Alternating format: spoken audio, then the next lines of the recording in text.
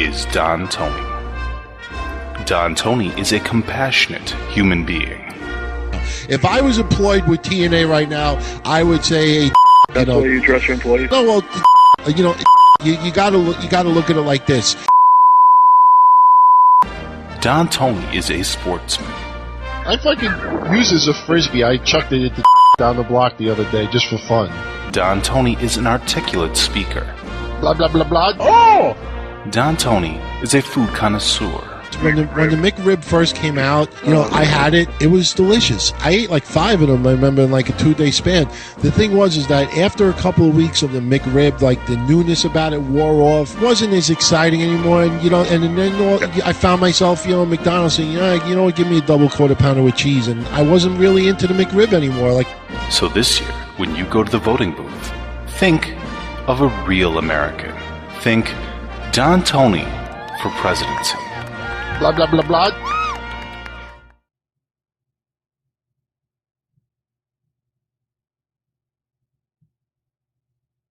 So long, man. Have a good rest. Fuck you! Hey! Help me! Taking maybe one step more. I went off to my little friend.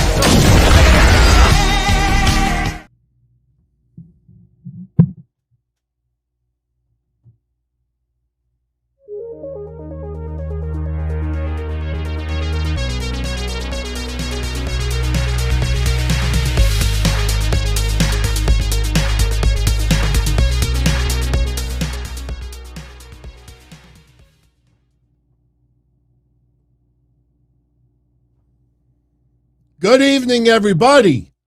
Happy Halloween. Don Tony here. It is October 30th, 2021. Welcome to this edition of the Don Tony Show. Hope everybody's having a great weekend. If you're getting this live, much love as always. If you're checking it out on the replay, thank you as well as always for your support. I tell you, man, I'm not just saying this, but a little less than 2 years ago, I started this channel, and realistically, I had a bunch of people like, how many people you think will subscribe? Because it's a known fact that 80 to 85% of my total family, which I like to call everybody out there, still accesses audio only. It's much more convenient, uses a lot less data. Yes, I do video, but I try now to really go out of my way to make sure that if you want to just listen to the show, yeah, you might miss out on the bag and you might miss out on some goofy things like this, but you can always go seek it out later if you want. But with that said, I said, I'd be happy with 10,000 people in a year, 2 years, and I don't remember if it was Shaheen, but I remember one person saying to me, they said, you're going to get to a point in this channel that once you hit that spot, it's like a sweet spot, that I don't want to call it smooth sailing, but you will start to see a big influx of subscribers. They may not check out every show that you do, because I don't expect anybody in their right mind to watch me for 4 or 5 days a week. Maybe 6 in the future. But, there's going to come a time where you're just going to start to see the numbers skyrocket. And I get this vibe that it might be happening very, very soon. So I want to thank you for your support. I will never change.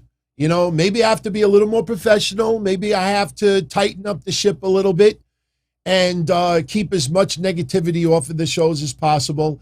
But as far as me, with the authenticity and my opinions and just us getting along, that will never change, no matter where I end up.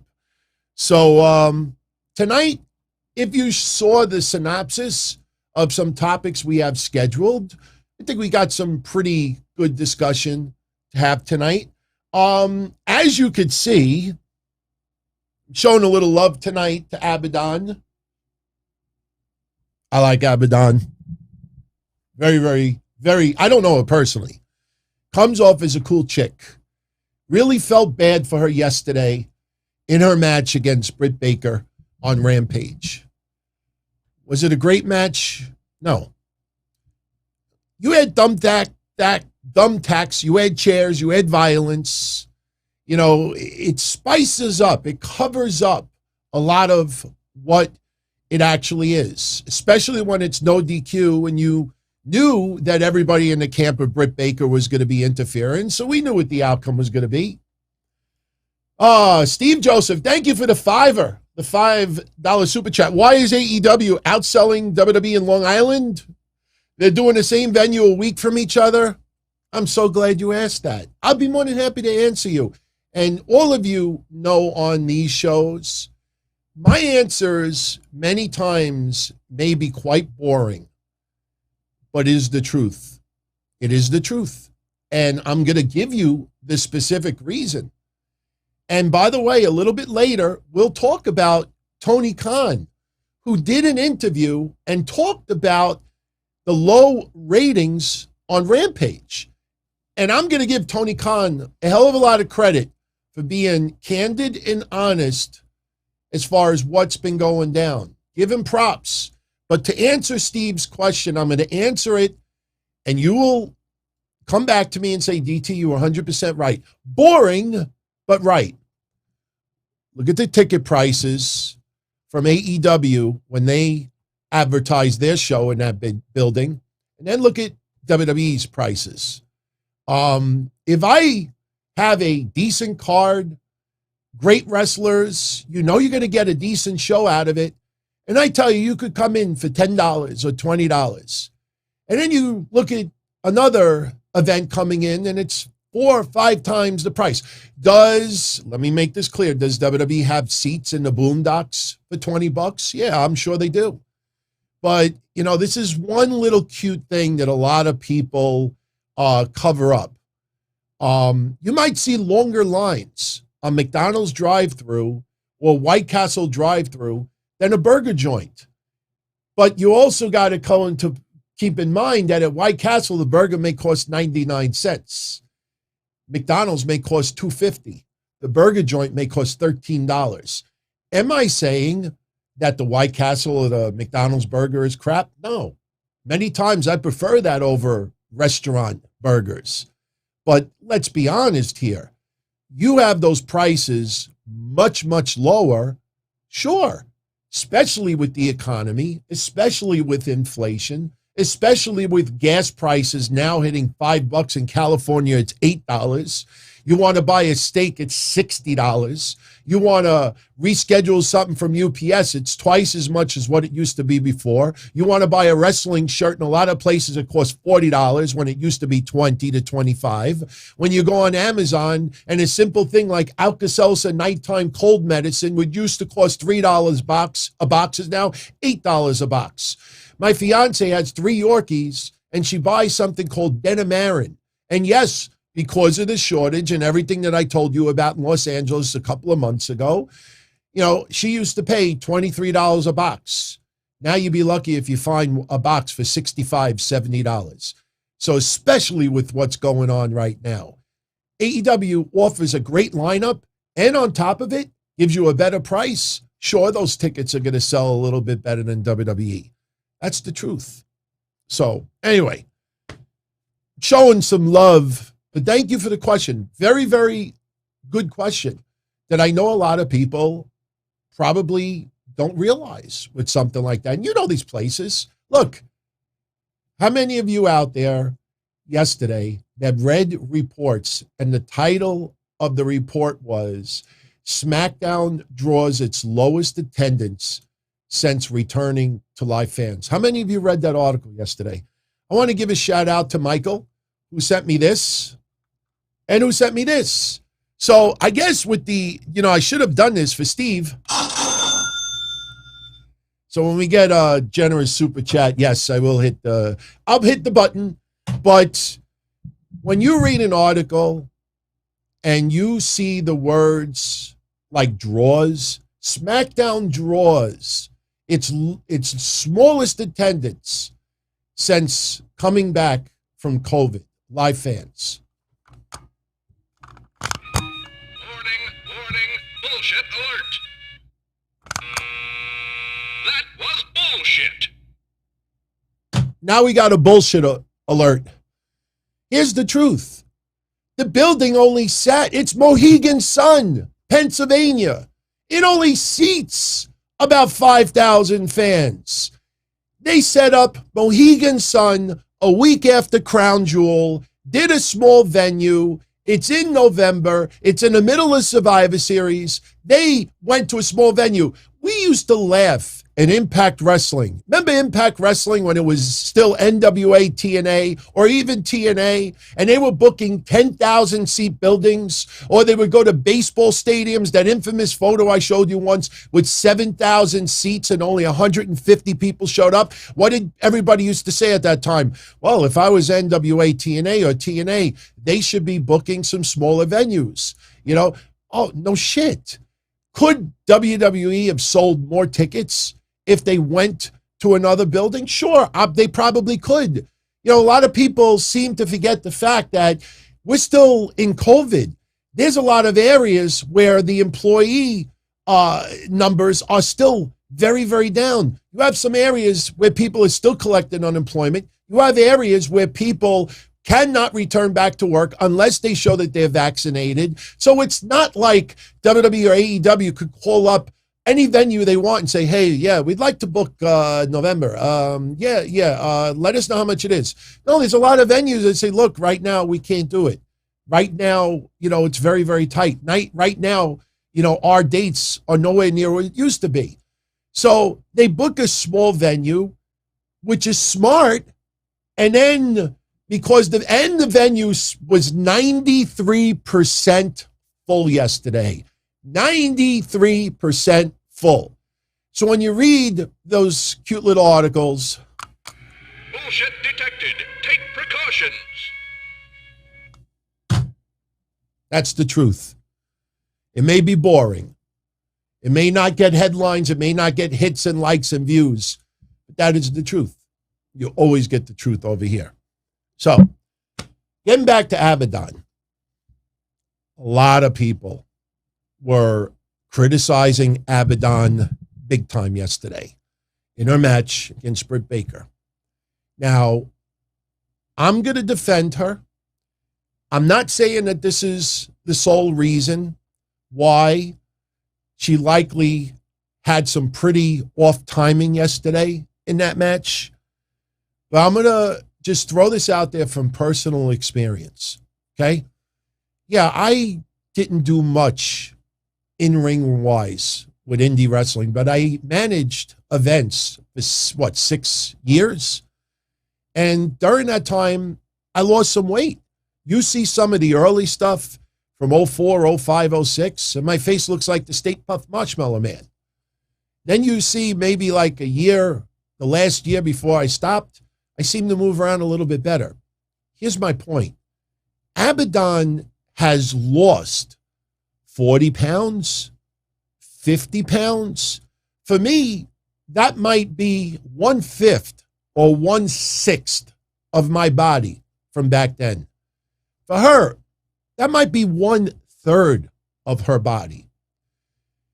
When you are heavier and you train and you wrestle for years, and see, and this is no way criticizing any podcast or any journalist out there that never did anything in the ring, but they really need to understand things sometimes before immediately saying, this sucks. She should be fucking fired. She's fucking awful garbage. She doesn't know how to fucking wrestle and this and that. I've watched Abadon matches in other feds, and she's actually decent. When you have a character like that, you're not going to be doing Sammy Guevara moves. But here's the thing. When she drops that much weight, to run the ropes, instead of it taking 3 seconds or 4 seconds, it may take 2.5. And we always, when we used to criticize Dana Brooke, what was the thing that we used to say more than anything else? It always seemed like her timing was a little bit off. I remember one time she ran around the post, and I don't know if it was Kyrie Sane or somebody was supposed to hit her, and soon as she goes around the post, she's supposed to be clocked. What happens? She goes around the post, that extra second of just waiting to get hit. You see it happen on a lot of AEW Dark matches. Not criticizing those wrestlers, but when you see a wrestler, even the Young Bucks do it all the time. It's just people, let it go. How many times have you seen a match where the one or two of the Young Bucks, for example, are in the middle of the ring and they're about to take an offensive move by an opposing wrestler from the opposing team, and they bend down and they actually stay there for like an extra second before the move is taken? That's because the timing is off. And timing is everything. So when Abadon drops 50 pounds, she's got to relearn all her timing all over again, because you do count.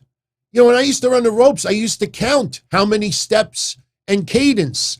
And there's a lot of people that do that. Why do you think, if you want to compare it to baseball, why do you think a lot of baseball players will tap their toe before they go to swing? It's timing. And that's the thing that I saw yesterday with Abadon more than anything, that her timing is a little bit off because of the amount of weight that she lost. It's not just, I feel great. My joints don't hurt anymore. No, it's not as simple as that. So I really felt bad at the amount of criticism that she got yesterday. Totally unfair, because it's not simple, she sucks, get rid of her. I think that was a little bit unfair. Again, boring, not popular, but it's the truth. So anyway, if you see me with a little pen tonight, that's because I definitely have to do timestamps. Tonight is really like one of those shows where I have to start practicing, keeping the shows around 90 minutes or less, doing timestamps. Since a lot of my workload behind the scenes is going to be lifted, I can now focus on other areas that I can improve. So, because that announcement, as far as, me joining a network, signing a contract, I think that announcement will be next week. It's not next week, it's the week after. And I can't freaking wait. It's going to be so much fun, man. In fact, we got to start talking about the idea of doing one extra show that is just call-ins. I love Thursday night show. I loved the calls that came in. Great freaking discussion. I mean, everything that we talked about. But you do realize that, 3-4 calls could sometimes chew up 20, 30, 40 minutes. So to try to keep a show under 90 minutes and you're talking news, answering questions, doing chat, the calls becomes a little difficult. So, the idea of doing a small show on its own with just calls, you just sit back, call a number, and that's it, live calls. That is something that I think by next week or the week after we'll be able to do.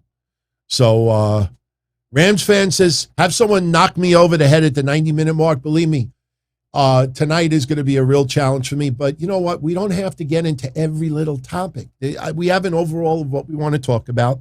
Now, I did see One Fall Podcast make this remark a little bit early. And by the way, for anyone out there that is tuning in on Facebook or on Twitter, I put a little note that said, if you comment during the show, post it in that thread. And I was playing around with my software earlier, and it may pop up on the screen. So if any of you out there happen to be tuning in right now, one of those, even if you just want a shout out, just type something in that thread. I want to see if it pops up on the screen without me doing anything. So, and I did not announce earlier, Twitter and Facebook, those live streams are no more. Now they get the YouTube link, but they can hang out on Twitter or Facebook and watch the YouTube link, and they could chat on those outlets. What is Facebook going to be? Meta? Meta? Puta? How do you want to talk about that tonight? So, as I was saying, One Full Podcast was bringing up this banner that I made. And I know some of you already got why I did that, but he questioned if, am I now suddenly expressing the hate for Charlotte? Oh, no, absolutely not. Absolutely not. The reason why I have that there is because of the news that broke on Thursday. I touched on it very briefly on Thursday, but the more that came in over the weekend, the more we heard that it's true. WWE pulled Charlotte from doing some media interviews to avoid the Mike Johnson gotchas. Even though some media outlets out there are very trustworthy, not everybody, you could take a full look, you pre-interview. Look, Becky Lynch backstage stuff, Sonya Deville, the dropping the belt. I don't want to talk about it. We can't talk about it.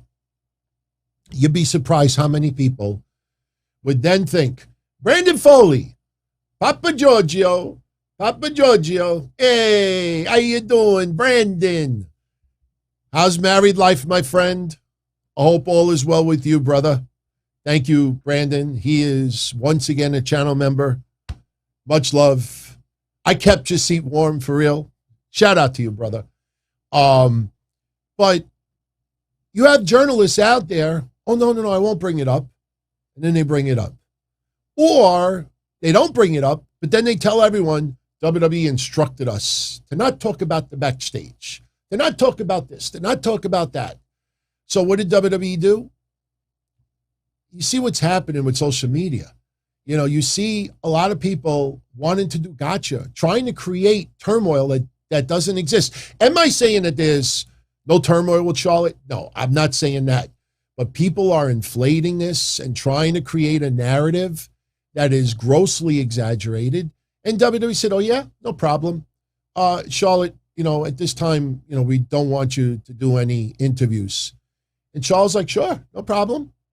So that's why the tape is over her mouth, because of what's going on. I mean, how many of you out there saw after Monday, people were bitching that Dolph Ziggler and Robert Roode got the title shot against RK Bro, and people like, oh, why are you giving it to Ziggler and Roode? You got these new tag teams on Raw that were on SmackDown. Why aren't you giving them an opportunity? So what happens 2 days later? People close to Chad Gable are telling Chad Gable to get out of your contract with WWE and go to AEW where you'll treat a lot better. People close to Chad Gable are telling him to get out of his contract. Bullshit level, DEFCON 5. So good. The more these people do that, the more WWE is going to say, nah, no interview. Good. Now, let's also remember this. You and I talked about this last week. People didn't catch on right away. I think Nia Jax and Charlotte. Oh, Nia and Charlotte are shooting on each other. They're so unprofessional. They have a rematch the following week. WWE right now is trying to get those Shawn Michaels versus Bret Hart vibes when it comes to Becky Lynch and Charlotte. That's what they're aiming to do. Now, you know who's responsible for doing that? The fans. The fans.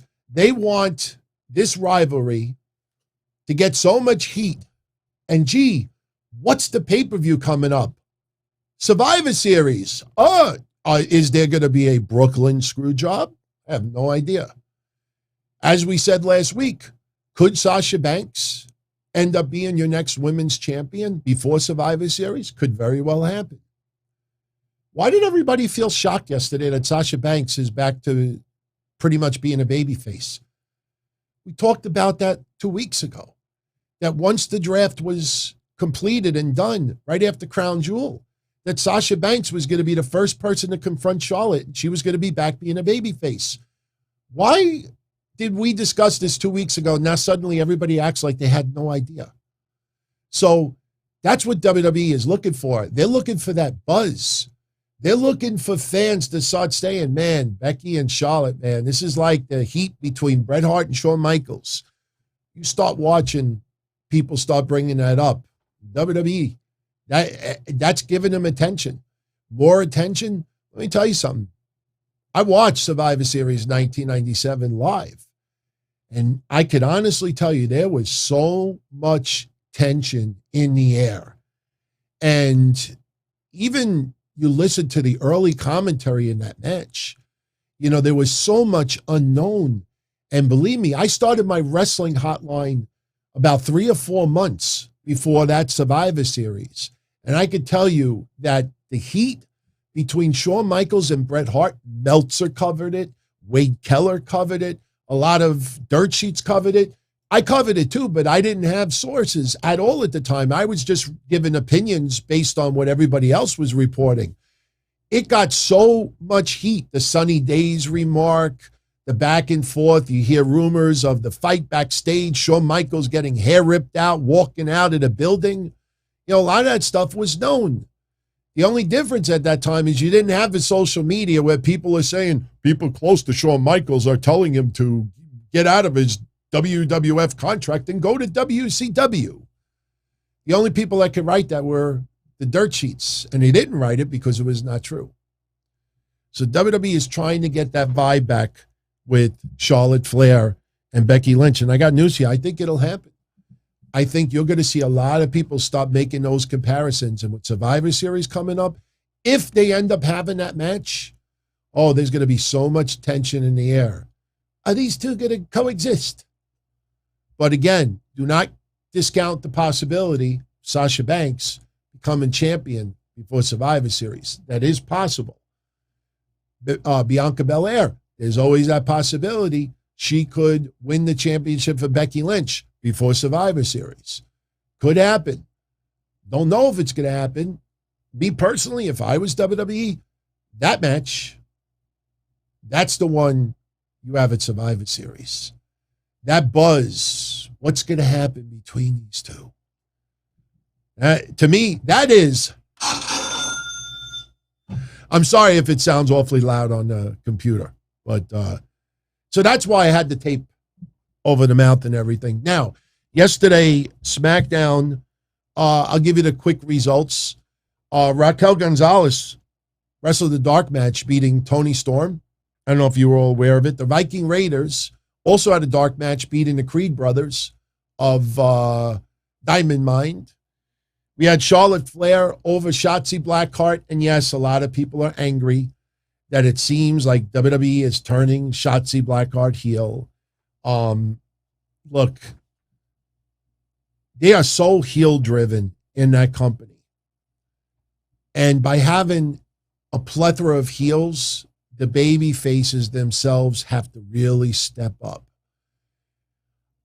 I don't like the idea of turning Shotzi Blackheart heel. But if she is going to go into a program against Sasha Banks, even for a short period of time, it's a pretty damn good opportunity. And you think about it, Sasha Banks, they want her to feud with Charlotte Flair also. So somebody in this mixed, and they didn't want Shotzi versus Charlotte for the most part, especially now with Shotzi having a little bit of an attitude change because she lost yesterday and Sasha was still at ringside. But let it play out. I mean, there's no question Shotzi Blackheart is over big time as a babyface. But we've had people in the past turn heel and it ends up working out great. And then we've had people turn heel and it was terrible. Let's see what happens. Let's see what happens. Drew McIntyre over Mustafa Ali. Oh, we talked about this like 2-3 years ago. Please, WWE, don't do a Muhammad Hassan storyline with Mustafa Ali. After all of these years, now Mustafa Ali, he goes on the mic and says, you all treat me the way you do because of my name.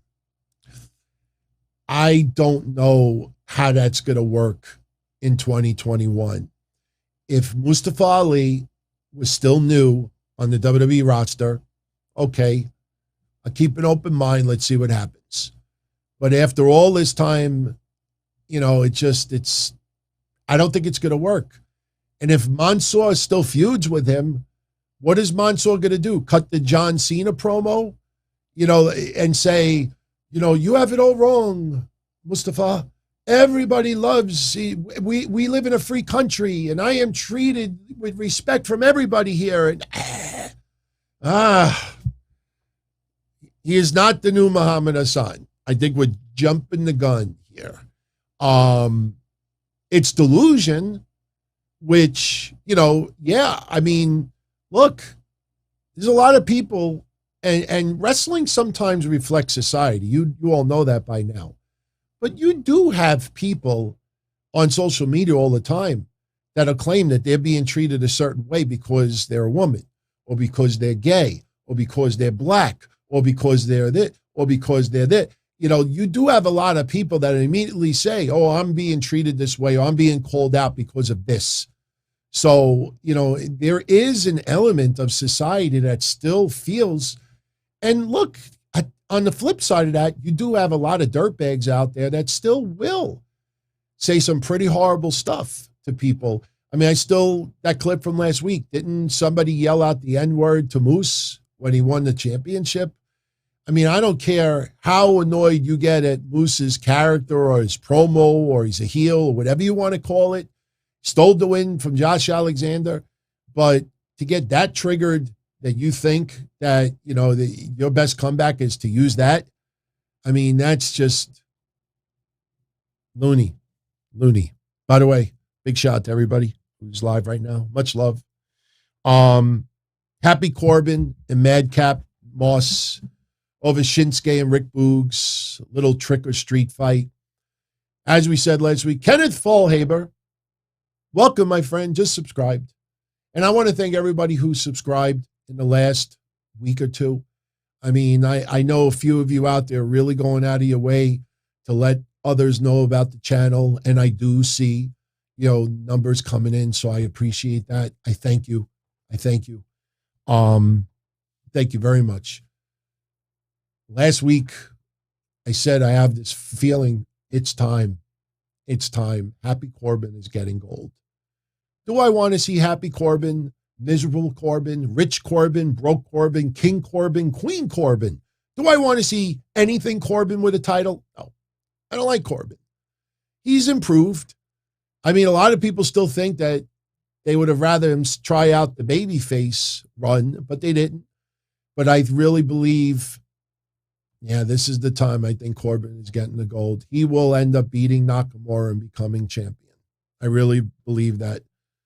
So, Rams fan, raking in the coffee money might be a little bit of a stretch, but everything helps, man. It helps pay the bills, the expenses. I do, get to enjoy a lot of what you all send in, and I thank you for that.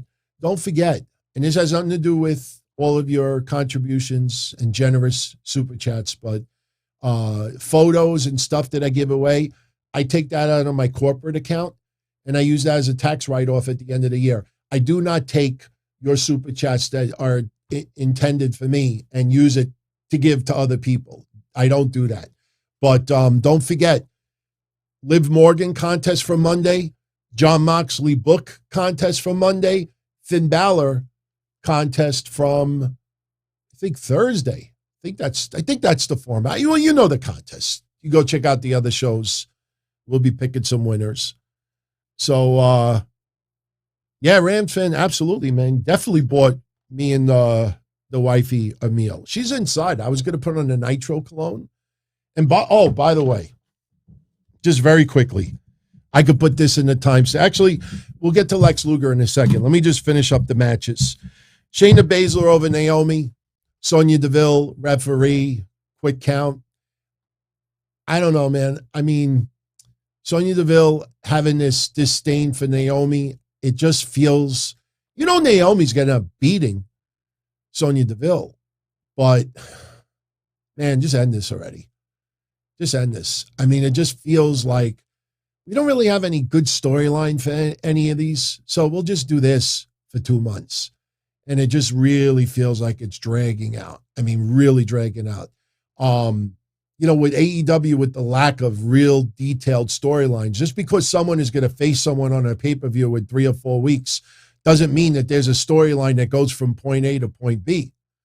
Announcing great matches, that's fine.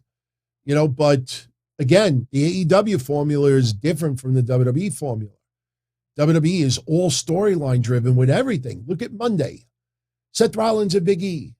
Their rivalry will build. And it's all intended for not Survivor Series, but either the week before or the week after. I would think it's going to be the week before. Because remember, it's Seth Rollins cannot take on Big E at Survivor Series because it's champion versus champion, non-title matches. No, I would not do custody of SmackDown, Sonya versus Naomi, because we want Naomi in the ring. We want Naomi to win some women's championships. Who wants to see Naomi be like a GM for SmackDown? Maybe 10 years from now, when her in-ring career starts winding down. I don't want to see that now. It's not a bad idea. I just don't know what the end game is with this. If the end game is that, Sonya Deville takes on Naomi, Shayna Baszler is barred from ringside. If Sonya doesn't have the match, then that means Mr. McMahon's got to come out and give some ultimatum that if you don't have this match, you are no longer, in your role, whatever that is. By the way, yesterday, Adam Pearce fined Brock Lesnar $1 million. Evil. So, New Day over the Usos, non-title match, a fun match. But you remember the night of the draft? Soon as we realized that the New Day and the Usos were going to be on the same roster again, it's you go to what you know works. Every year, these two teams end up having matches against each other because it's worked for so many years. Remember, what was that rapper? What did he say? Oh my man, what was that? I remember when they did the battle rap in the ring. What was the remark that rapper said? I can't remember. I know it's Wale, but what did he say? Oh, it was a name. He kept saying it over and over again. Somebody knows it. What was it? Nobody remembers. Yeah, we got brain farts too. I'm going to remember it probably as soon as the show is over later. I'm going to be like, damn, that's what it was. Yeah, I can't remember. Nobody remembers. So that's all good. But yeah, they can't resist. Oh, let's just remember my Morton Downey Jr. comparison that when Morton Downey Jr. used to have a show in the late 80s, that whenever they didn't have good topics to talk about, they just said, let's do Tawana Brawley tonight. And that would be their fallback. And they did like 12 episodes about Tawana Brawley. We don't have any main event tonight. Let's just somehow do the Usos. And again, the reason why they're doing that too is because Big E is going to end up taking on Roman Reigns. So, thank you, Les Davis. Don, DeMarco, Don. I know I can't do it. I don't, that's not my Wale impersonation. I should not be impersonating him. So that was your SmackDown recap yesterday. Seeing Charlotte cut the promo at the beginning of the show. Joey's Adventures. Welcome, my friend. Thank you for subscribing. Charlotte's promo at the beginning of the show. And Sasha Banks saying that Charlotte only cares about herself. Yeah. Yeah. Of course. She's not holding back the women's division. Who's she holding back? Naomi? No, it's a general statement that sounds good, that sounds powerful. Wow, Sasha, man, you nailed it. Who's she holding back? Look at the ratings. Charlotte Flair is still one of the top ratings during their shows. She's got all the tools. Rat King. What's up, Rat King? Thank you very much for joining the family. Charlotte, whether you like her or not, is the top female. So who's she holding back? To me, it's a cop-out when someone is number two and they feel that they're number two because number one is holding number two back. Tell me who on that roster is being held back because of Charlotte Flair. When she wrestles against Dana Brooke, seriously. I mean, Nia Jax, Shayna Baszler, and others. Yeah, I mean, this is WWE's fault. WWE is the one that says, look, She's got it all. She's the top female in the company, and we're going to push her. That's WWE's fault. And let's also be honest, too. Whether you want to use the Flair name or not, Charlotte Flair is in the greatest shape of her life. And the only way people could try to throw shots at her right now is try to Photoshop a very old picture of Cher on her face to make her look, like, I don't know what. It's pretty funny how people talk about bullying and making fun of people's appearances and this and that. But when it comes to Charlotte, it's okay to superimpose or post the ugliest picture you could find of her as news story. Think I'm kidding? Look up Ringside Fools. Look at their garbage website today and see what they post. Look at the photo they posted of Charlotte Flair. But bullying. No. So Carlos Cabral, welcome, my friend. Why? Because someone is at the top of their game and you're jealous of them, then it's okay to bully them. It's okay to make fun of them. It's okay to put them down. It's okay to Photoshop them and make them look grotesque because their emotions, their feelings don't matter. You start thinking about it. Like I said, it's not the most popular thing to talk about, but it's facts are facts. How's she holding back the women's division? If Sasha Banks says WWE, you holding back the women by always bringing Charlotte. That's different. But calling out Charlotte, unfair, in my opinion. Unfair. And look, the greatest wrestling storylines is when you feel there's a little reality involved. So when Sasha's cutting that promo yesterday, and a lot of people feel that there's some reality to it, you get more interested in it. They comment about it. They talk about it. They praise it.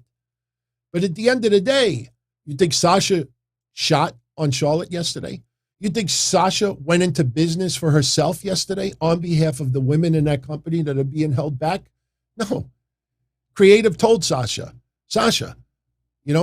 confront Charlotte and accuse her of holding the women back. Hook, line, and sinker. You hear any reports today? Sasha Banks went against the script.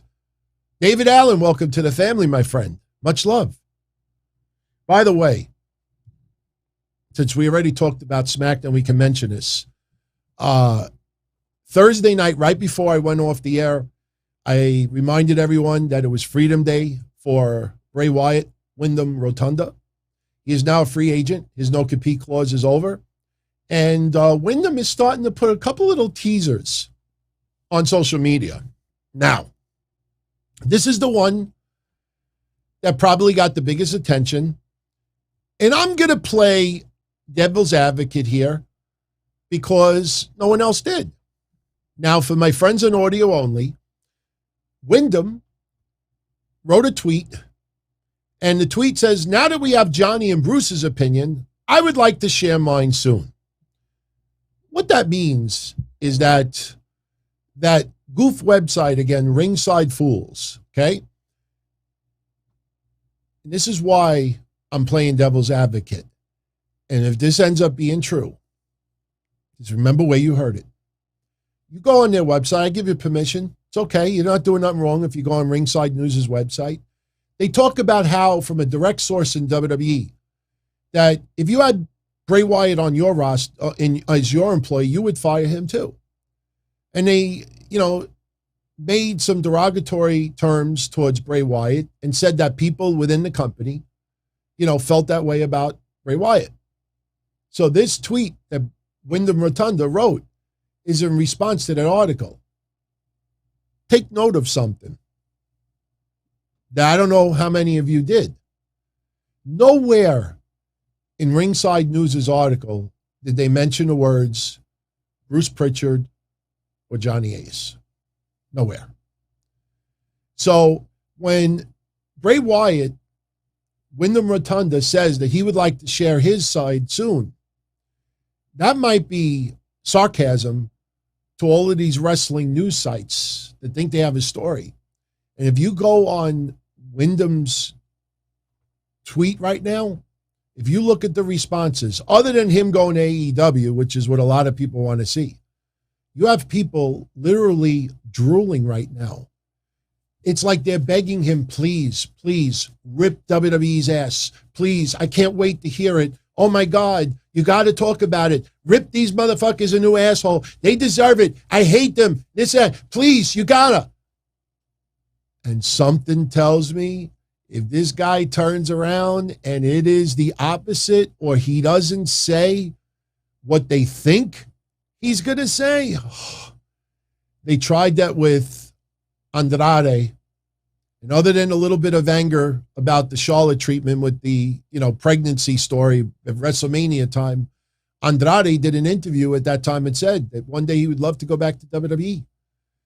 When Aleister Black left and became Malakai, people were drooling. Can't wait to hear him bash WWE. He didn't do anything of the sort. Adam Cole, nothing of the sort. Maybe the way they wanted to use him was a little bit different, but you see a little pattern of people who let Bryan Danielson. He got booed. He got booed when he showed appreciation for what WWE. There's people out there right now that say Bryan Danielson's AEW career has already surpassed WWE's. Just think of the yes movement and think of WrestleMania. And there's like 1,000 people that actually like that comment online. There's people out there that it's mindgasm. They will have a mind orgasm when someone that they love in wrestling verbally assaults WWE. Vince McMahon, something else. Look, Moxley in his book. We're giving a couple away this week. Moxley in his book. I already read about 30 pages of it. I don't have the book yet, but I got a preview and, I got a sample coming to me from the book company also. But in that book, he was creatively frustrated. He was absolutely frustrated. He hated the direction of his character. Totally understandable. WWE is not for everybody. And I don't just mean fans. When Tony Khan feels that they have the best product out there, I truly believe that he believes that. But again, there are a lot of wrestlers who like being performance art, who like to act and, not have to wrestle like Bryan Danielson and Eddie Kingston did on Rampage. They killed it on Rampage.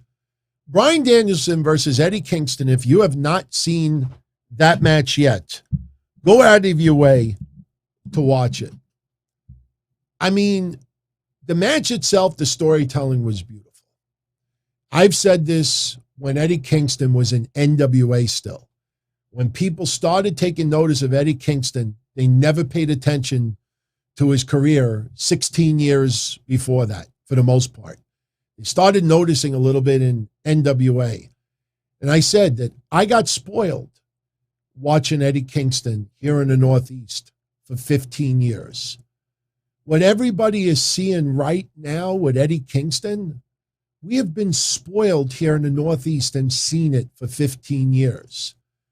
When Bryan Danielson has the label lock on Kingston yesterday, and as he's squeezing, and Kingston, they trying to, they avoid tapping out, and he's just giving the finger to Danielson, and then slowly he just.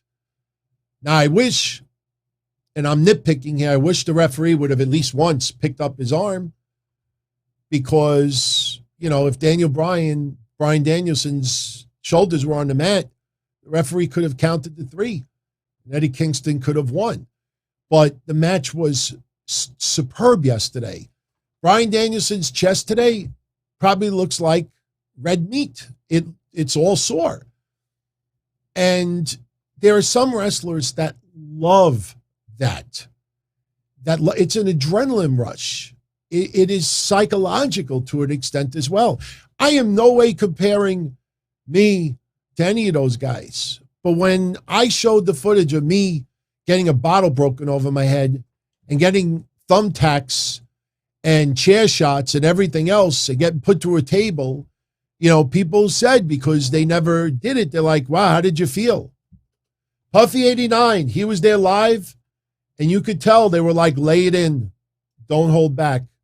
He was at Rampage on Wednesday. And yeah, man, that match yesterday, one of my favorite of the year. One of my favorite of the year. But when I took that spot that you all watched, and I had a lot of people that said to me, like, how did it feel? You know, what did that feel like? And I said, I loved it. I loved it. I had a bottle broken over my head. I got chairs bashed. I got thumbtacks laid all over a table, and I didn't get slammed through the table. There's a difference when you get slammed onto thumbtacks and you get that immediate jolt, that burn, that sting, and then adrenaline kicks in. I got placed on the table with 500 thumbtacks underneath me. I laid on those thumbtacks for about 15, 20 seconds. And when I heard the crowd buzzing over it for nobody like me, it was awesome. Greatest feeling in the world at that time doing that stuff. So believe me, there are wrestlers that freaking love the physical part of it, that love to get down and dirty in the ring. There's a lot of wrestlers that have been like that, but not everybody is that way. Not everybody is that way. That's why I wish people would stop comparing AEW with WWE. It's two totally different animals. So, but go check out that match if you haven't seen it already. Even if you're not an AEW fan, if you were ever a Bryan Danielson fan, you'll appreciate it. Yesterday we already talked about Britt Baker beating Abadon, and we also had Dante Martin over Matt Sydal, which was a fun match as well. That pretty much was Rampage. Now, the big thing coming out of Rampage as well is it looks like it's going to be Eddie Kingston versus CM Punk at Full Gear. Yes, Acme Insta feud. Eddie Kingston's pissed off. He just lost that match. He interrupts CM Punk being interviewed by Tony Schiavone. They get a little bit of argument. So Wednesday, they'll make it official. CM Punk versus Eddie Kingston at Full Gear. This card up and down the line. You know, say what you want about some ratings not being the greatest with AEW. You look at this card right now. Do I have it here? I don't have the card in front of me for Full Gear, but it is shaping out arguably to be the best card that they have had yet. I'm not exaggerating when I say that. Now, as far as, and for some reason, I don't have my transcript of what Tony Khan said. Let me see if I can pull it up. He did a really good interview, and I'm going to pull it up. I definitely have it saved, so I want to share it with you. It's definitely worth bringing up. Let me see. I might have it right here. That's not it. Hold on. Let me check. This might be it. That's not it either. Okay.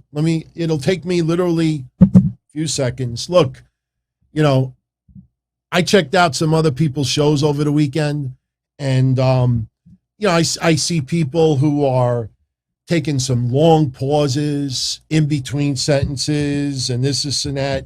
So, you know, if I take 10 seconds to pull up an article, there's no reason why I can't do that. So yeah, here it is. I got it right here. I got it. Definitely worth talking about. I'm going to bring it up right now because I got to give Tony Khan credit for this, because I honestly did not expect Tony Khan to say half the things he said. Let me pull this up. Sure, it figures the interview I pull up, they just put one paragraph because they just want the one paragraph that sounds the best. Okay. Okay, here's another one. With fucking ads on top of it. Oh, this is great. I hate these websites, man. All garbage. Hold on. Let me just put in ratings. I'm sorry. I had it on addressed for all of you. This might be it. Hold on. Let's see if this is it. Nope.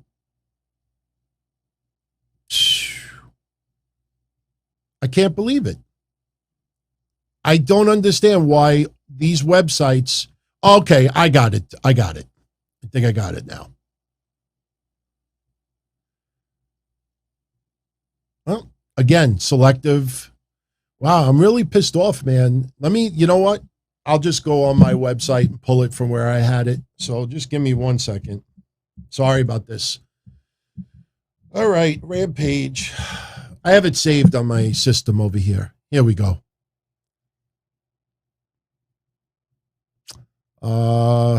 Shit. I don't understand why people just can't put up the whole transcript. They only put up one paragraph. Let's see. Okay, let's try this one. Nope. Anyway, wait a minute. Okay, I think I found it. Hold on a second. Oh, this is the video transcript. All right, forget it. Let's talk about what I have in front of me. Now, there was a lot more to this interview. It was with the Monaco Streaming Film Festival. If you want to watch the 30-minute interview, it's online, the video of it. I obviously can't play it. I'm not going to take a chance of getting any copyright issues. But during this interview, they talked about Rampage and the ratings being low. And, again, if you remember when Rampage first started, I said many times on these shows that I thought 550 to 750 would be a very fair number for a Friday night from 10 p.m. to midnight. A lot of people out there insisted that it was going to do on average $1 million, $1.5 million. And these are people that were hoping for that, but weren't realistic about it. So in this interview, Tony Khan says it took AEW Dynamite 2 years to hit number one. And it only took Rampage 2 weeks to do the same. He says that it's a challenge on Friday nights at 10 o'clock to get good viewership. And he feels that, their fan base ultimately is going to follow them. And as long as they keep promoting it, and as long as they keep delivering great matches, ultimately the fans will follow them the Friday nights. Now, they also talked a lot about revenue. And for some reason, all of these websites that I just pulled up all left out the revenue part of it. Now, I don't have that transcript in front of me, but I read it in detail, so I could tell you firsthand. Tony Khan gave credit to WWE for the revenue stream that they bring in. The buy rates, pay-per-view, live attendance, merchandise, everything that they do. Tony Khan reminds everyone that they had to start from scratch, that Vince McMahon is a 40-year-old company, which is true, because Vince McMahon bought the company from his father, 1981, 1982? So that's about 40 years. So, they have to start from the ground level up. And Tony Khan acknowledges the success WWE has built over those years. But Tony Khan really believes that they got a good foundation, and they just got to keep delivering great episodes and get those fans that are falling out of love with wrestling. And, the viewership will increase. Me, honestly, and I think every single one of you out there would agree with me on this. Whether you are the biggest fans of AEW or the biggest detractors of AEW, there's no question AEW gives us great in-ring wrestling. Yeah, some people may not like the referees. Some people may not like some of the comedy. Some people may not like, lack of enforcing stuff, whatever reason. Some people don't like the fact that the women are not being used as much as they should. But I really believe each and every one of you would agree with me on this, that if AEW continued to do what they did now and just added to it really good storylines and not just say, next Friday live, John Silver versus Adam Cole. Yeah, I'm sure the match is going to be great. It's cool that it's live. But week after week after week, you don't see many storylines. CM Punk, 2 weeks before Full Gear, literally has no storyline. What happened to Team Taz? What happened to Ricky Starks? What happened to, he rescues Anthony Green. Oh, thank you so much. So now, okay, we don't have anything. So let's just put him in this Awesome match with Eddie Kingston, and that's fine. They're going to tear it up at Full Gear. After it's over, 2 days later, CM Punk will be on the mic like he did with Darby Allin. Now, since Darby Allin is done, who's next? Why did they need to move away from Darby Allin? Yes, he's feuding with MJF. The point is that if they really improve the storyline aspect, Hangman Page for 2 weeks did nothing on TV. Last week, the Elite destroyed Jungle Boy. What does Jungle Boy have to do with Hangman Page right now? Absolutely nothing. Okay, we may get Luchasaurus and Jungle Boy versus the Young Bucks at Full Gear. I'm not saying it's a bad match, but you see, Hangman Page shows up dressed in a marshmallow outfit, and that's supposed to be the continuing of a storyline. If they can get some really deep, look at Miro, the Redeemer. Okay, he lost his championship. Roger Rubio, thank you very much for the $2 super chat. Yes, tomorrow I will definitely enjoy a cup of coffee. Thank you very much. And everyone, if you're enjoying yourself, my God, you all are hitting the like button already. Awesome, man. And I know Sal, big shout out to you. He's got an Instagram account with like 200,000 subscribers. And I don't know what took you so long, but he let them know about my channel today. And he's like, I want each and every one of you to sign up. Man, if he did that, we would get to 50,000 subscribers already. And then I would talk to my former co-host about doing a reunion show. Maybe it happens next year. We'll see what happens. Thank you, Roger. But, getting back to what I was saying, you look at some of the storylines, if they can just add to it, like Miro, he loses the championship. And where's the storyline? Cutting a promo every week. My wife wants me to everybody on notice. Where's the storyline there? To me, the best storyline right now is MJF versus Darby Allin. To me, that's the best storyline of them all. But everybody else, it seems lacking. Now, I know Bischoff, and I don't know who made this. Props to the person that made that. That is pretty damn good, whoever made that.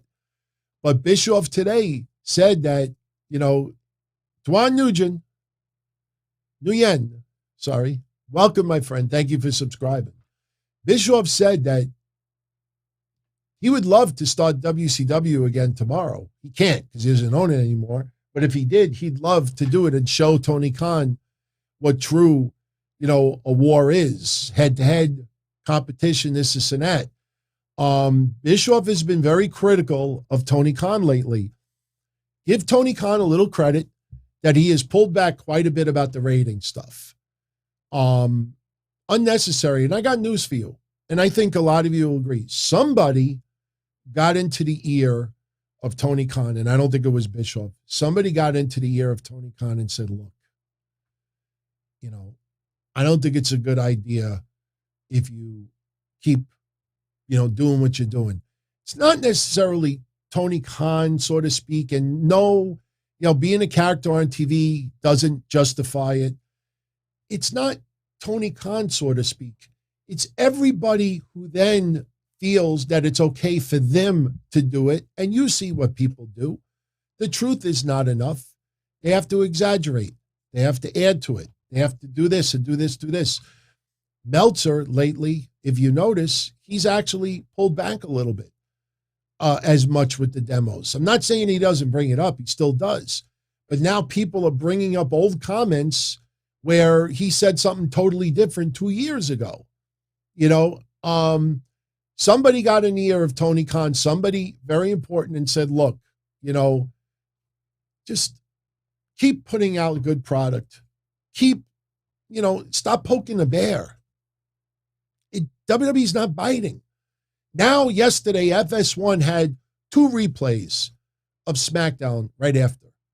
Now, if Tony Khan wants Rampage next week to be live, to combat WWE for having a SmackDown replay, possibly on FS1 next week. We don't know yet about next week, but if that happens, let's say 10 p.m. to midnight next week, SmackDown replays on FS1. For anybody that went out, that got home late, or maybe you missed part of it, or you just want to watch it again. let's say that happens. If Tony Khan's response to that is, all right, we'll go live. Okay. All right. If you go live, but what kind of expenses involved now? You know what I mean?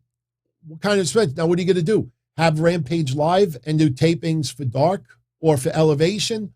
So you don't want Tony Khan to start dropping a crazy amount of extra money simply to get a little more viewers on a Friday night. I mean, honestly, again, I defended Abadon earlier for her match with Britt Baker, but that match with Danielson versus Kingston yesterday was worth the entire episode alone. It was an awesome match. You're not going to get much better than that. And the only way you're going to get much better is if there's some good storyline attached to it too. Why do you think so many people want to see Hangman Page beat Kenny Omega for that title? Because this is something that they've been wanting for a very, very, very, very long time. Now, with COVID, that was postponed. Then him having a kid, that postponed it a little bit as well. So in the end, it might have been great that it's been postponed. But still, there's been a little bit of a storyline, but it's not consistent week after week after week. So I think if AEW just tightens up and makes the storylines continue on a weekly basis, and good story, not just two people or two teams, feuding. I mean, the America's Top Team stuff is great and everything, but does anybody truly feel that these MMA guys that are with Lambert are going to be around that much after Full Gear? It almost feels like that part of it is going to run its course. Now, in the end, Scorpio Sky and Ethan Page's stock has definitely gone up a little bit. You would have thought their stock would have gone up significantly when they threw Darby Allin down the flight of stairs in a stadium. So what happens afterwards? FTR is getting a title shot against the Lucha Brothers at Full Gear. Take note that the AAA titles are not on the line. It almost makes you think you could almost guarantee what the outcome of the match is going to be. Because if FTR is scheduled to win those belts, then why not put the AAA tag titles on the line to make it winner take all? I think that would make it feel a lot less clear as to who's going to win the match. But as far as I know, the AAA titles are not on the line. So, anyway, so next Wednesday, we have Moxley versus Orange Cassidy. And the winner of that match goes on to take on Bryan Danielson at Full Gear. A lot of people think that it's going to be Moxley versus Danielson at Full Gear, which is going to be an excellent match. It's going to be a brawl, and Moxley with the slow burn on the heel turn. A lot of people are feeling it. Yes, for people asking, I did see Disco Inferno a little bit angry at Moxley for pulling back in the main event department, with family now. I think you got to blame a little of that with AEW as well. I mean, I can't find fault in Moxley, not being in the main event spotlight in AEW if the opportunity is not there. I mean, a lot of people feel the opening of the matches and then him doing the hardcore stuff for GCW and everything. Funny thing is, Moxley might be having more fun now than he has had in probably 5 years. And that's what it comes down to. Adam Cole, I still can't believe that Adam Cole got that much heat on Wednesday for being part of the Ghostbuster stuff. I watched that match back again. Did anybody notice something that happened in that match? I didn't notice it the first time around, but I noticed it the second time around. There was a point where Kenny Omega was in the ring fighting, and Adam Cole lifted his hand for a tag, and Kenny Omega went to tag him and instead tagged one of the Young Bucks. Very, very subtle. You wouldn't have picked up on it unless somebody brought it to your attention or you watched this again the second time around. And I remember Wednesday, and I don't recall anybody bringing that up. You go back and you watch it, A little teasing of a seed planting. So ultimately, a lot of people think that Adam Cole will be feuding with Kenny Omega ultimately. But also remember, people that were getting angry at Adam Cole for doing the Ghostbusters stuff, it's Halloween. He's having some fun. Mental health is extremely important. And I know a lot of people will immediately run to mental health, even when it doesn't apply to them, because they know that's an easy way out of a situation. There's no question with that. You know that. But being happy is the most important thing. Being happy, really gets the job done. Being happy, sometimes, gets you a little bit further. You think that if I would have taken a different route 2 years ago and just rip everything and be a total asshole and stick to politics about everything and, just complain, you think I would have been offered an opportunity to be on this network? Then I'm going to go on? No. I every show I do, I try to be, we criticize, no question. Oh, and by the way, I got to show you this. First of all, Petey Williams got an opportunity, a tryout, to be a producer for WWE at the SmackDown tapings. Petey Williams is still part of Impact. They allowed him to go to WWE, and WWE may be hiring him as a producer. Jimmy Wang Yang is also back with the WWE as a producer. He used to work for them behind the scenes. So as they get further and further away from COVID, and as things start to get needed, it's not just about money, everybody. WWE let go a lot of people because they just were not needed, with the lack of, doing things because of COVID. The further we get away from COVID, the more people will be hired. Might not be the same people rehired that were let go originally, but you will see positions need to be filled. Before I talk about the referees, I got to show you this. Maybe I'm just a little nuts. Ricardo Rodriguez. You all remember him? Alberto Del Rio. Whatever. Remember him? He did Spanish commentary for AEW this week. All the reports coming in from people who heard him do the commentary said he did a decent job. I think he's going to be brought back again. Kenneth, about the Ring of Honor situation, go check out, was it Wednesday show, everyone? I think it was Wednesday show. I talked about it for about 40 minutes. The only thing that I want to add about the Ring of Honor stuff, give me a minute and I'll just add something to that. But Ricardo Rodriguez, okay, did commentary. So it looks like they're bringing him back for another week. I don't know if you all agree with me. Here's a picture of Ricardo Rodriguez.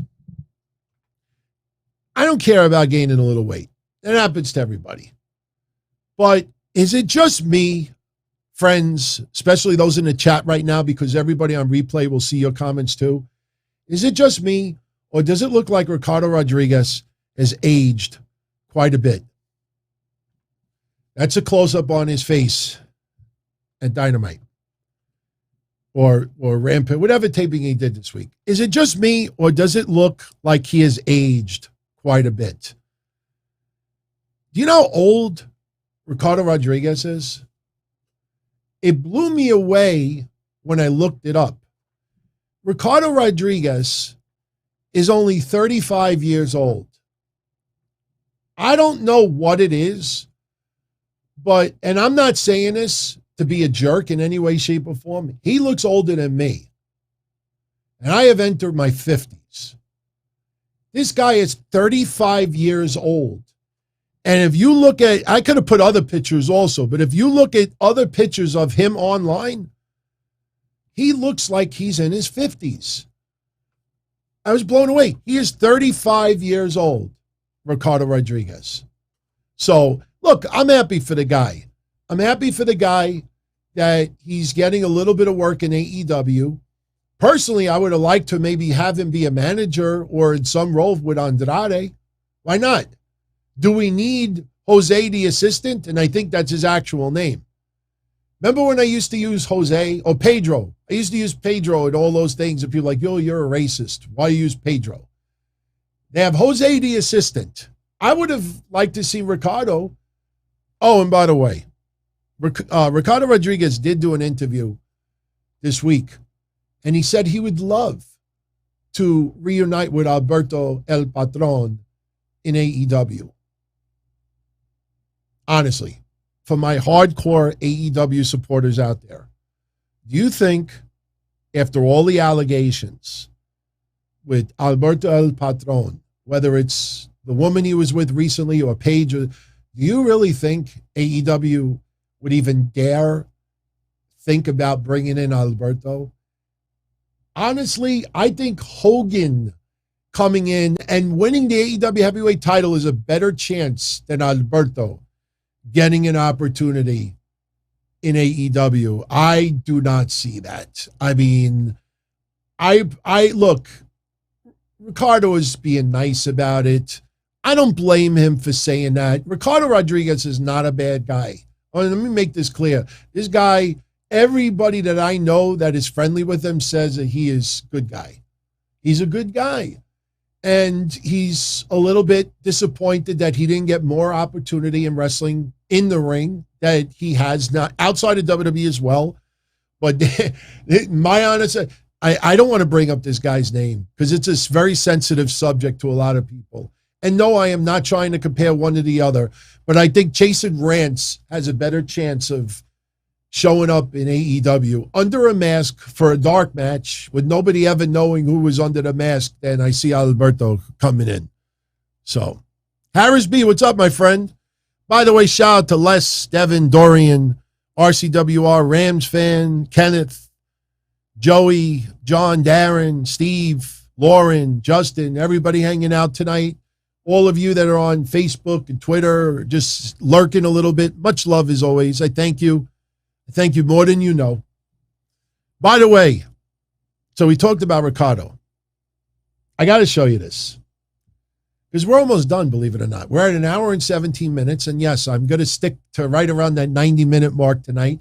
Because remember, I'll be back here in 2 days with Mish.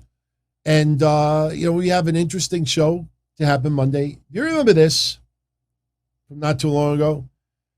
Remember the Who Dat contest? And we ended up taking this Lex Luger and we opened the head and we took the stuffing out. And you remember, because it's supposed to talk, and these things are from 1997, I think, and the batteries were all dead. So this was what was inside it. And they take the little round batteries or whatever. So we were curious to see what this Lex Luger thing said. So I bought the batteries. The batteries are in here. So I'm going to keep it away from the microphone. I'm just going to close it. For some reason, when you close it, it actually, I guess, engages something. So hold on. There we go. All right, good. There's one side. It's not closing great. Okay, hold on.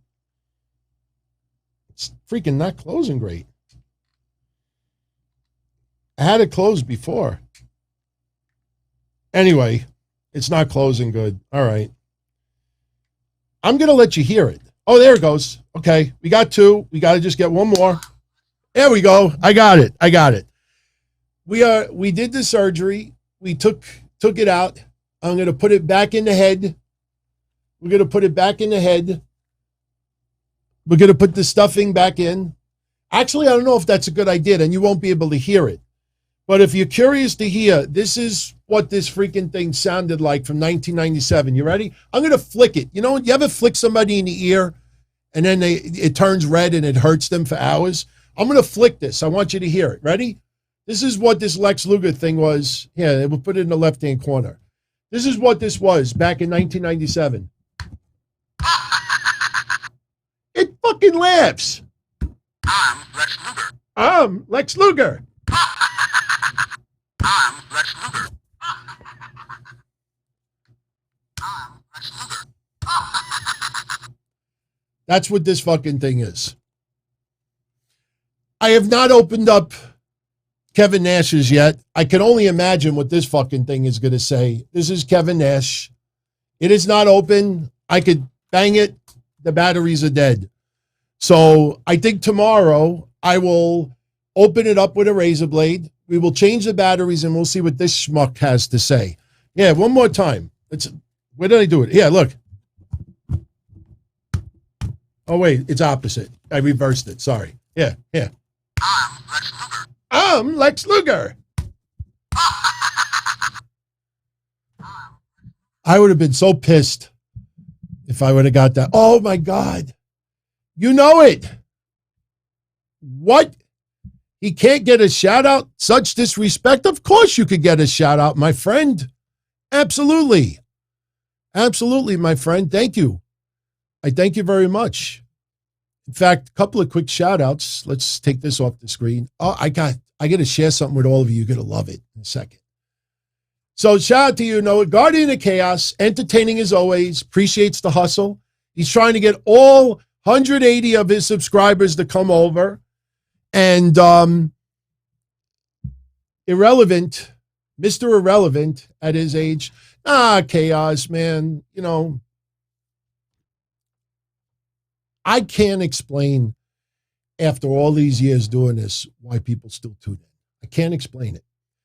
I think that even though my audience here on YouTube is a lot smaller because of the audio only aspect, but also, you know, a lot of people, and I meant this when I said on Twitter the other day, that there is a lot of people out there that get enjoyment by just complaining and putting everything down, whether it's through shows or just talking every day. After getting 2 cancer scares, surgery, my mom on her deathbed, my father on his deathbed, and now the prostate issue, you know, I have come to realize that my most enjoyment is laughing, being happy, and to see everybody else enjoying themselves as well. We could criticize WWE, we could criticize Tony Khan, Ring of Honor. I'm going to add something to what we talked about last week about it. You know, that's not the most popular formula right now. The most popular formula is to just say that WWE killed everything and this and that, and just, you know, misery loves company for a lot of people. Me, I like being authentic. I sleep at night when I'm authentic. I don't get caught in lies. Something that I said 20 years ago has not changed 20 years later, because when you're telling the truth, you may forget little tiny aspects over the years, but my stories never changed because it was always true. When you lie, you get caught. So, oh, by the way, the swerve, I got a pen. Okay. This is what I would do. If anybody tune into the show on Thursday, that's what I would do on an envelope. See the swerve? I've been doing that since I was a kid. And that's the swerve that I put on the envelope, written out to me to say that you're so hot, I can't wait to have the guts to meet you one day. And meanwhile, it was me writing it to myself when I was 14 years old. So thank you very much, Chaos. Much love. You know it once again. Thank you very much for the kind words. Oh, I have a surprise for all of you in a moment. Roger, much love to you, my friend. Puffy89. I know we did some shout outs earlier, but I could do it again. And Steve Joseph. Thank you. All right. Remember the Undertaker talking bot bag that we beat up the other day? I still have the box over here. I'll bury you. Oof. Oof. Rest in Rest in peace. peace. I'll bury you. I'll bury you. Rest in peace. Come on. Oof. Oof. I'll bury you. Oof. Sean Bedard, happy birthday, my friend. Sean is a big Undertaker fan. Sean's like, can I have it? So Sean, yes, I will box it tomorrow. I will send it out to you. DM me your shipping address. So it's his birthday. It's your birthday. So I'm going to ship that to you out. Now, if you enjoyed what we did to the Goldberg talking one, if you enjoyed what we did to Undertaker, I got a treat for you next week. This guy, Johnny, that is a big supporter of the show, said that he's got something that no one else has,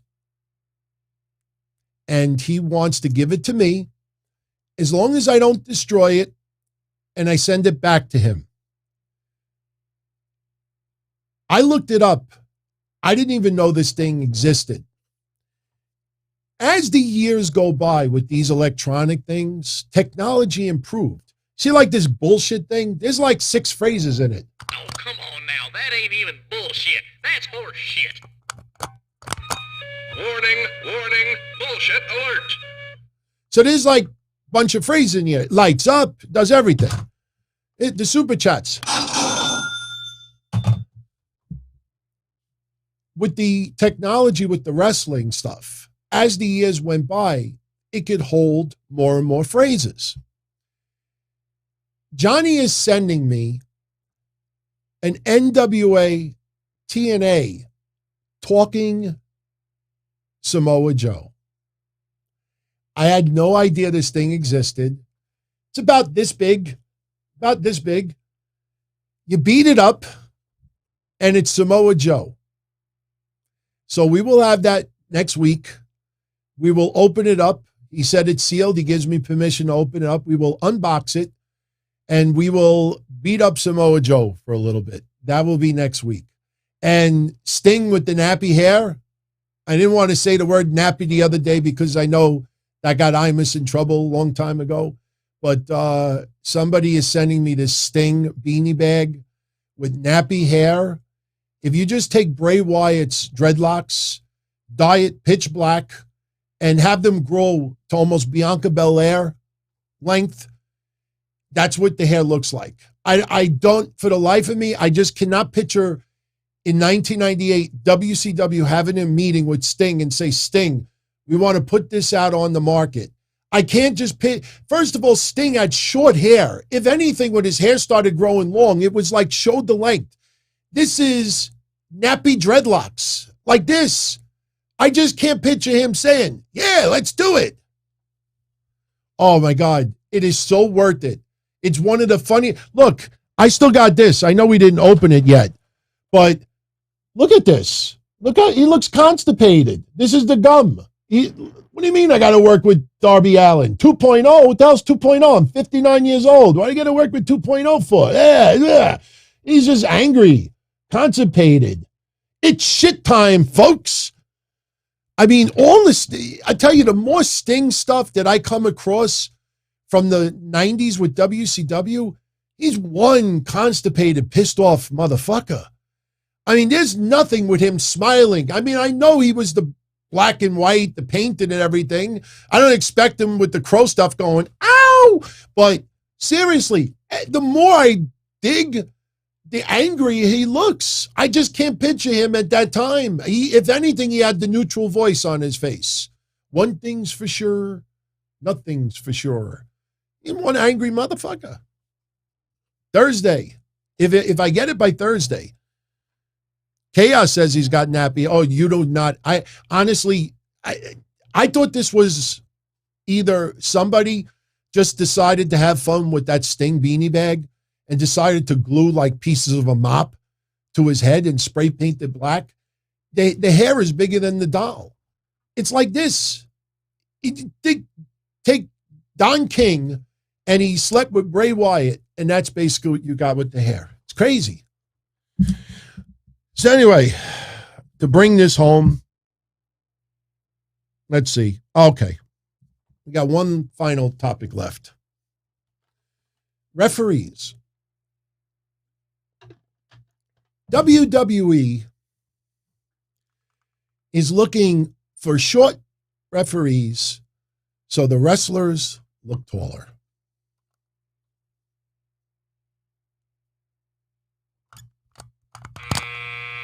That was bullshit.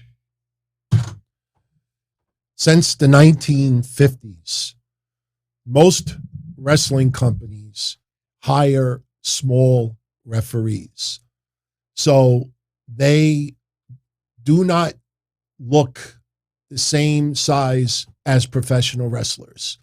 Professional wrestlers, for the most part, are supposed to be larger than life characters. You had exceptions to the rule.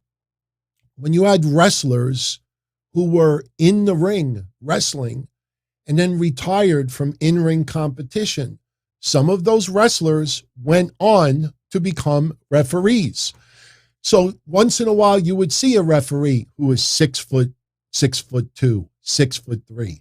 In ECW, the referees were a little bit bigger than your normal sized referees because it didn't take away from the wrestlers, because the wrestlers were either hardcore or they were lucha libre or they were just a totally different style.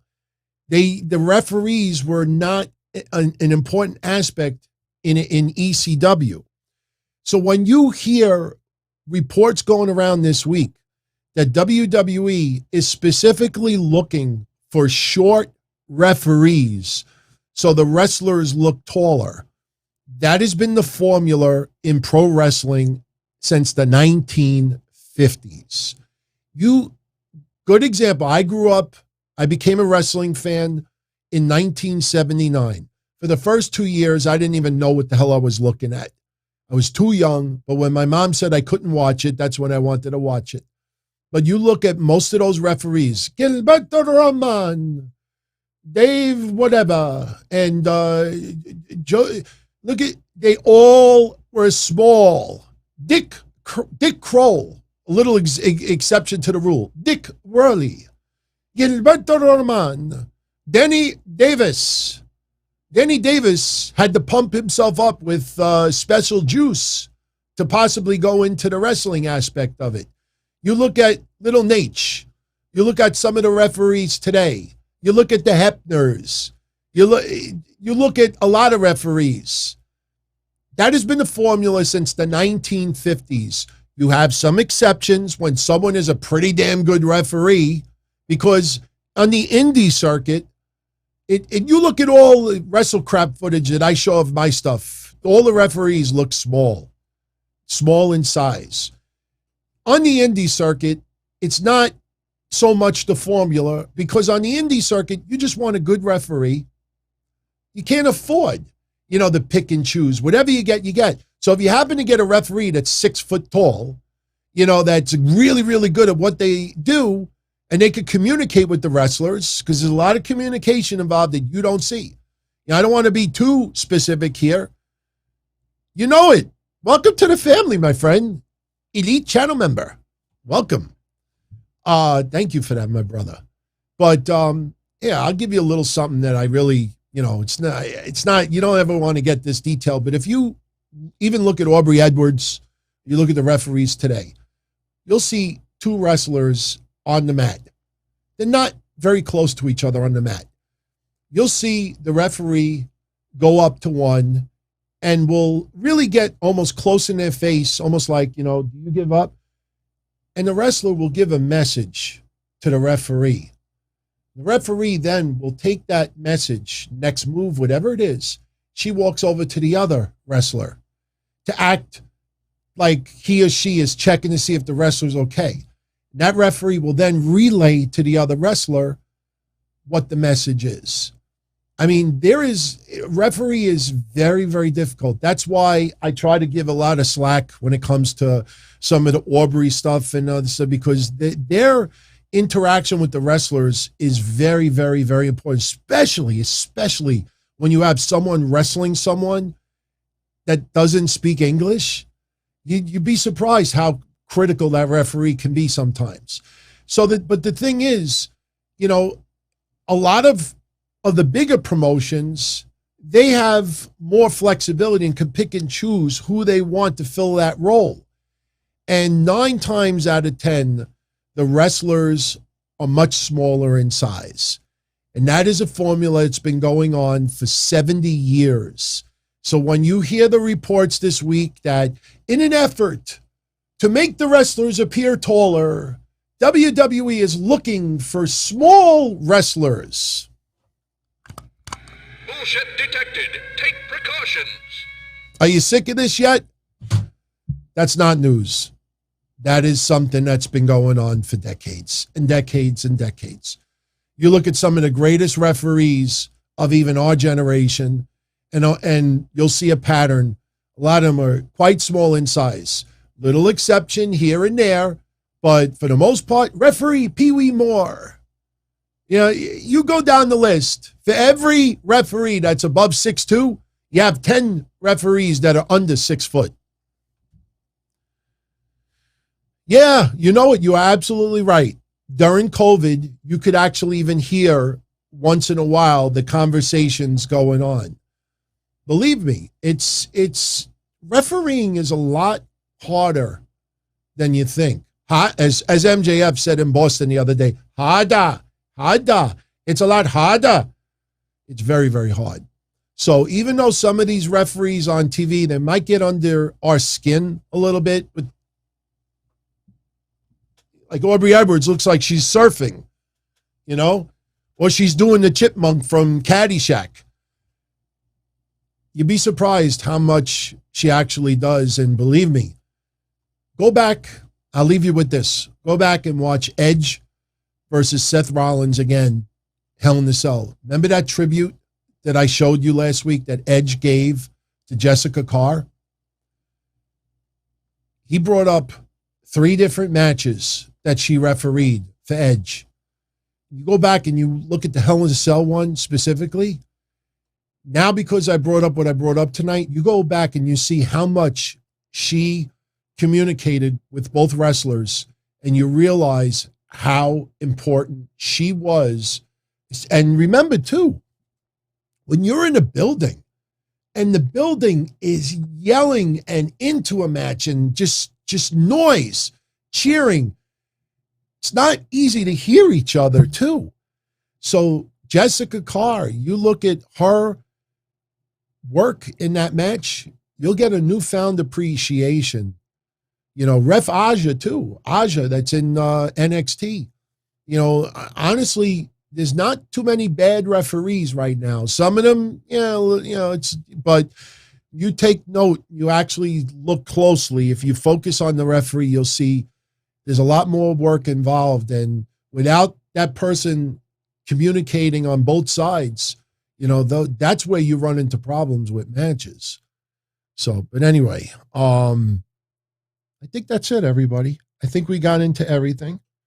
I'm looking at my notes, and yeah, we are good. So, yeah, we ended up right around 90 minutes, a couple of minutes over, but that's all good.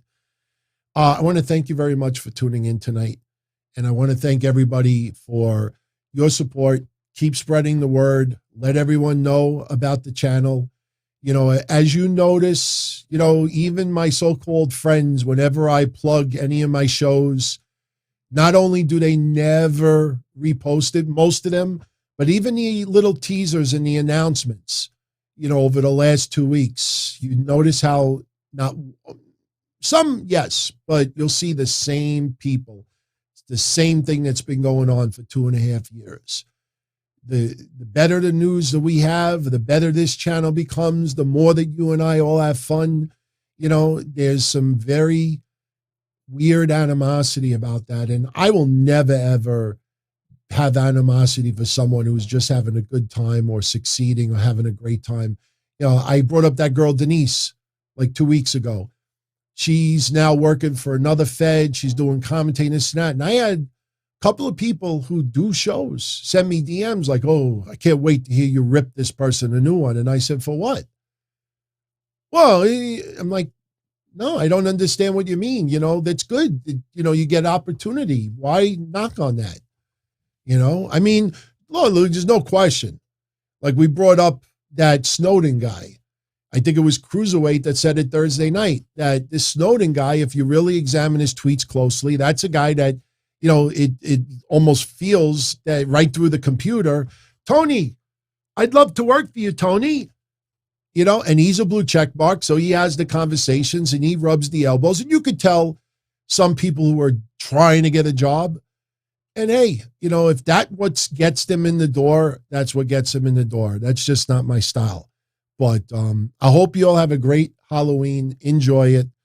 You know, I will not be trick-or-treating tomorrow. I honestly, just so you know, I came this close of dressing up as Deli Man tonight.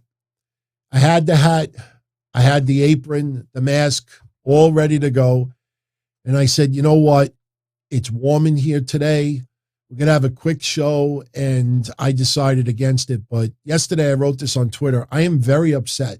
I'm very upset at myself that over the last bunch of years, but then again, I wasn't doing video until last year, really. I mean, last year was the first Halloween that I had ever doing video. So there's no reason for me to dress up for Halloween doing an audio-only show. But I really should have gone as the ECW Zombie. My friend, Timothy Culkins, you knew him as the ECW Zombie in WWE. He did a hotline with me for 3 years, and he was a close friend of mine. He died. And, I should have realized sooner. Pay tribute to your friend, man. So next year, Halloween 2022, be prepared, be warned. Yours truly, not only is going to go as the ECW Zombie, but I'm going to make sure that I'm going to try to look as identical to him as possible. I'm not going to just wing it. So that's going to be a tribute to my friend. So, guys, gals, it's been great as always. I hope you enjoyed the show. Sorry that it feels like that I'm ending, sooner than usual, but, we got to get used to it. And I got news for you. I have a feeling deep down inside these shorter, tighter shows, in the end is going to be a lot more enjoyable for everyone out there. Because again, it's very wrong for me to expect all of you to tune into every minute of everything that I do here. You have your lives, you have your personal lives, you have other shows that you enjoy as well. So if I'm going to have that much exposure out there, I think tightening them up would make it a little bit more enjoyable for everybody out there. But I will tell you that I'm going to start looking into doing a small show that just features telephone calls. I don't know what day of the week we're going to do it yet. I will guarantee you it'll be earlier in the day, but we are going to do a separate show that is just calls. It doesn't have to be a specific set time every time. We could always record it in advance and I could just upload the video. But I know a lot of you out there love to call in. Some of you have been trying to call in and never got through. So I want to test it and do a particular show that just calls. And we'll try it out. If it sucks, then we don't keep doing it. If it works out great, then that'll be the next little thing that we do on the shows here. So, yeah, Austin, I agree. Some of the calls go way too long. I ask, please keep it to the point. And, I don't want to be disrespectful and cut somebody off, but, I'll probably have to put a time limit on it. Or once they ask the question, I'll disconnect the call and then answer it. But, but doing a separate show that is just calls, it allows us to get a little bit, more detailed with it. It's not easy when you're just trying to make it like a small portion of a show and then 3-4 calls go by and there goes an hour. It's not fair to everybody else who's trying to call in, but yeah, we'll work on that. The good thing about this channel is, we could play around with things, try little things, test it out, work on this. If this doesn't work, we try this. This doesn't work, we try this. It's trial and error. I'd rather try it and it fail than not try it at all. So, yeah, 3 minutes, I think is very fair, Michael. Limit it to 3 minutes. I mean, I don't want to put a timer on the screen, but that may end up being necessary. But we'll figure it out. So, no, we can't do it on Monday, Lauren, because Monday, we have the show. It starts at 11 o'clock as it is. Mish and I, we talk about the weekend of news. We talk about Raw, anything that's transpiring later on in the week. And, I can't go to 1, 2 o'clock in the morning. So, but we'll figure it out. Might do an afternoon show. Might do early evening. I'm going to work on it. I will definitely be posting in a community section a couple of ideas, and we'll figure it out. So, all right, everybody. Much love as always. Have a great weekend. Post your comments, your feedback. Don't forget the other contest this week because Monday we'll be picking some winners. I think Wednesday, we did a contest on Wednesday. I don't remember, but we have some winners to pick this week. So check out those episodes and, you'll see how to play. It's pretty easy. But all right, everybody. Good night, and I'll see you on Monday after Raw, 11:05 p.m. Eastern. So, ciao. As far back as I can remember, I always wanted to be a podcaster. For me to live any other way was nuts. To me, those goody-good people who worked shitty jobs for bum paychecks and took the subway to work every day and worried about their bills were dead. I mean, they were suckers. They had no balls. If I wanted something, I just took it. I ran everything. I paid the bills. I paid the hosts. I even paid the masked maniac. Everybody had their hands out. Everything was for the taking. We always called each other good fellas. You would always hear from somebody. You're gonna like Don Tony. He's alright. He's a good fella. He's one of us. But if you're part of my crew, nobody ever tells you they're gonna get rid of you. It doesn't happen that way. There weren't any arguments or curses like in the movies.